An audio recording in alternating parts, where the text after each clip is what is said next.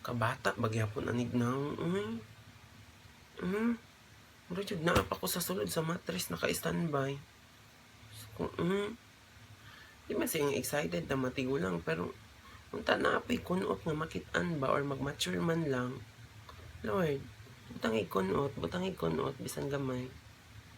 Hala sa ato pa kung matigulang ko ani di ko ka-avail ang mga senior citizen nga discount.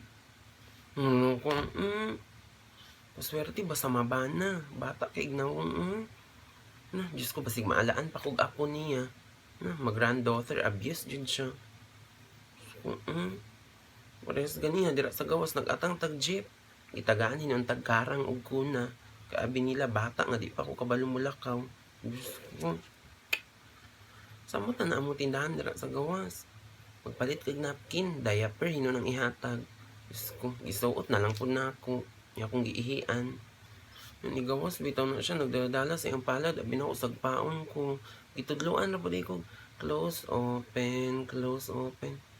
Kaya abi lagi nila, bata pa kung ngaway buot.